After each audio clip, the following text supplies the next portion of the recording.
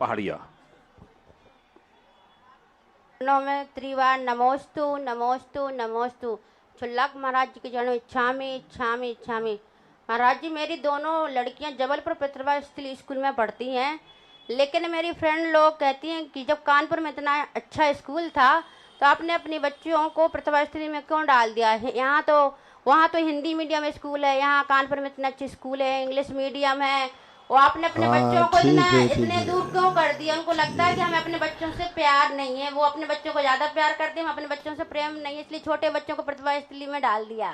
थोड़े दिन सुन लो, उसके बाद जब इनकी छोरी भागेगी और तुम्हारी छोरी तुम्हारी मम्मी की गोद में रहेगी, तब तुम्हारा मस्तक ऊंचा उठेगा और तुम्हारा पैर छूने आएंगी कि वाह आज बिक गए। वहां पर जो ज्ञान ही सब कुछ नहीं, कन्या का सबसे बड़ा स्वरूप है संस्कार। कन्या के लिए ज्ञान की जरूरत नहीं है, संस्कार की जरूरत है, विवेक की जरूरत है। और वो विवेक और संस्कार विहीन जो आज शिक्षाएं हो रही हैं, आज नहीं कल पछतावा हो रहा है। यही तो सारी स्थितियां सारी बिगड़ती जा रही हैं।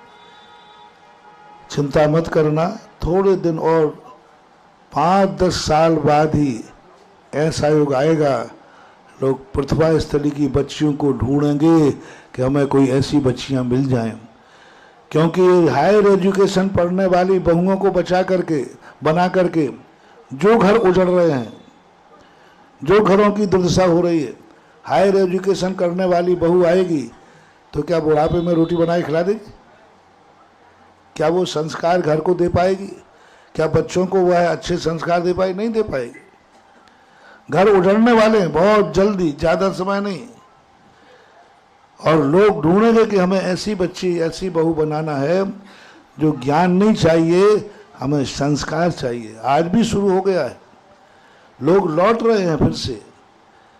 आज लोग ढूंढ रहे हैं कि हमें ऐसी बहू मिले जो हमारे घर में, हमें पैसे की जरूरत नहीं है, हमारे यहाँ पैसा बहुत है, हमारे लिए ऐसे नहीं। हायर एजुकेशन वाली बच्चियाँ कोई भरोसा नहीं, ये जिंदगी भर पति पत्नी का संबंध भी निभा पाएंगे ये भी गारंटी नहीं है। आज डाइवर्स के कितने केस हो रहे हैं। दो व्यक्ति नौकरी पेशे वालों में 40% अंत में झगड़ा होता है। 40%। यदि दोनों हायर एजुकेशन में है, दोनों कलेक्टर बन गए, हमारे सामने सबके साथ आए दिन दोनों में झगड़ा होता है, क्योंकि कोई किसी से दबने का सवाल ही नहीं। तो हायर एजुकेशन के दोनों यदि रहेंगे, ये कभी भी शांति से जीवन व्यतीत नहीं कर सकते, इनकी गृहस्थी सब बर्बाद हो गई। तो बहुत अच्छा है, कोई बात नहीं। वहाँ ये कहना हमें अपनी बच्चियों से इतना प्यार है, हम तो माँ ही हैं यहाँ, वहाँ तो गुरु की छाया है। बोलते हैं कि जो हमारे वहाँ तो नहीं, गुरु की छाया है, गुरु का आशीर्वाद है। देखो वहाँ तो एक अकेली माँ हो, वहाँ कितनी माताएं ब्रह्मचारिणियाँ उन बच्चियों को संभालती हैं। एक माँ नहीं, 40-50 माताएं हैं जिन्होंने घर गृहस्थी छोड़ करके उन बच्चियों को संभालती हैं। दिन भर रात में संस्कार उनके साथ रहती हैं। आचार्य श्री ने तुम्हारी बच्चियों को किसी असंयमी लोगों को नहीं सौंपा है। किनको सौंपा है? संयमी ब्रह्मचारिणियाँ जो वहाँ हैं, जो माता के से भी ज़्यादा संस्कार दे रहे हैं, माता से ज़्यादा उनके लिए कर रहे हैं। तो वहाँ भेजने में महानुभाव आपके घर से ज़्यादा सुरक्षित वहाँ है बेटियाँ। तो कहना हम तो बेटियों को ऐसे स्थान पर भेज रहे हैं जहाँ उनकी जिंदगी भर सुखी रहेंगी, ऐसा बोलना। नमोस्तु छुल्लक जी के चरणों में त्रिवार इच्छामी। गुरुदेव, आपके आशीर्वाद और प्रेरणा से कानपुर में 19 नवंबर को संत श्री सुधा सागर पाठशाला का उद्घाटन हुआ। तो गुरुदेव, मेरी जिज्ञासा ये है कि जो पाठशाला चल रही है उससे कौन से पुण्य का बंद होता है?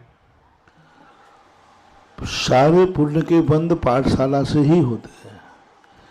जैसे व्यक्ति स्कूल की पढ़ाई करता है, अब स्कूल की पढ़ाई से पूछे व्यक्ति से कि भाई स्कूल की पढ़ाई से क्या लाभ है, सारी जिंदगी उसी पर आधारित है, सारी जिंदगी उसी पर आधारित है।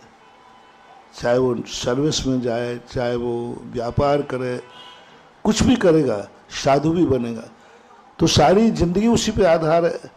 पाठशाला एक ऐसी चीज है जो सारी जिंदगी के लिए आधारशिला है, सारी जिंदगी भर के लिए वो काम आएगी। लौकिक शिक्षा धन कमाना सिखाती है, पाठशाला धन गमाना सिखाती है। लौकिक शिक्षा सिखाती है धन कैसे कमाया जाता है, पाठशाला सिखाती है धन कैसे खर्च किया जाता है। और दोनों जिसने सीख लिए, धन कमाने वाले बहुत हैं, लेकिन खर्च करने का तरीका नहीं है। तो इधर धन कमाते हैं, शाम को बोतल पी के नाली में पड़े रहते हैं, इधर धन कमाते हैं, पीकर आते हैं, परिवार का सिर फोड़ते हैं, अपने परिवार की इज्जत धूल में मिलाते। धन कमाते हैं, जिंदगी का नाश करते। कितने धनवान लोग हैं जो धन के कारण अपनी जिंदगी का नाश कर रहे हैं। तो पाठशाला का अर्थ ये नहीं है कि तुम्हें धन से रोकना,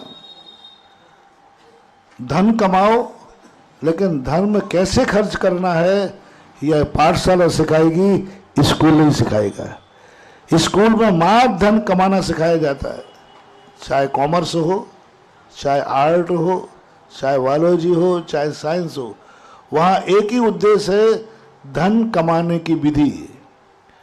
और पाठशाला का नाम क्या है? धन खर्च करने की विधि। धन कैसे खर्च करना है ये सीखना है तो पाठशाला आओ, और धन कैसे कमाना है ये सीखना है तो लौकिक शिक्षा में जाओ। और दोनों जीवन में जरूरी है, धन कमाना भी है और धन खर्च करने की भी कला चाहिए। इसलिए पाठशाला आपकी ज़िंदगी को बहुत बड़ी एक आधारशिला है, जो कमाने के बाद व्यक्ति को नाली में नहीं गिरने देती, व्यक्ति को व्यसनों में नहीं जाने देती। व्यक्ति बड़े होने के बाद अपने परिवार को नहीं भूलता, अपने संसार को नहीं भूलता। पाठशाला कुल में कलंक लगाने से बचाती है, पाठशाला इज्जत सिखाती है। पाठशाला वो चीज़ है जो व्यक्ति उस धन के माध्यम से कैसे इज्जत कमाई जाती है वो पाठशाला सिखाती है।